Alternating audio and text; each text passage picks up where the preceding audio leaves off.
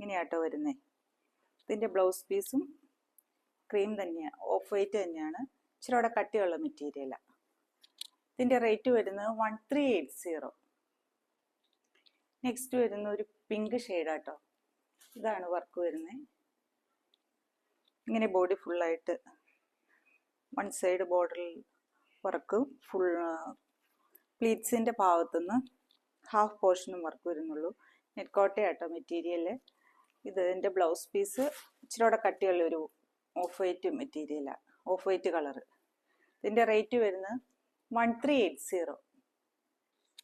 Next വരുന്ന ഒരു blue ഷെയ്ഡാട്ടോ. ഇങ്ങനെയാണ് ഇതിൻ്റെ വർക്ക് വരുന്നത്. നിങ്ങൾ പ്ലീറ്റ്സിൽ ഇതിൻ്റെ ഭാഗം മുതൽ ഹാഫ് പോർഷന് ചെറിയ ബൂട്ട വരുന്നുള്ളൂ, ഫ്ലവർ ഡിസൈൻ. ഇതുപോലെ വൺ സൈഡ് ബോർഡറിലും വർക്ക് വരുന്നുണ്ട്. ഇതിൻ്റെ റേറ്റ് വരുന്നത് 1380. നെക്സ്റ്റ് നല്ലൊരു സോഫ്റ്റ് സിൽക്ക് സാരി ആട്ടോ. അതിൻ്റെ വർക്ക് വരുന്നത് ഇതുപോലത്തെ ഈ ലൈറ്റ് ഗ്രീനൊക്കെ ചേർന്ന് നല്ല ഫ്ലവർ ഡിസൈൻ ആട്ടോ. ഇങ്ങനെയാണ് സാരി വരുന്നത്. പ്ലീറ്റ്സിൻ്റെ ഭാഗത്തുനിന്ന് ഹാഫ് പോർഷനേ വർക്ക് വരുന്നുള്ളൂ. ഇങ്ങനെ സോഫ്റ്റ് ആയിട്ടുള്ള മെറ്റീരിയൽ ആട്ടോ.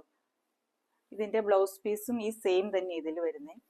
നമുക്ക് വേണമെങ്കിൽ ഇതിൻ്റെ കോൺട്രാസ്റ്റ് ബ്ലൗസ് നമുക്ക് വെയർ ചെയ്താൽ ഇച്ചിരി കൂടെ നല്ലതായിരിക്കും. അല്ലെങ്കിൽ വൈറ്റ് വേണ്ടവർക്ക് വൈറ്റും വെയർ ചെയ്യാം. നല്ല സാരിയാണ്. ഇതിൻ്റെ റേറ്റ് വരുന്നത് 1280. നെക്സ്റ്റ് വരുന്നത് തൊട്ട് മുമ്പ് കാണിച്ചതിൻ്റെ തന്നെ വേറെ ഒരു ഗ്രീൻ ഷെയ്ഡാട്ടോ.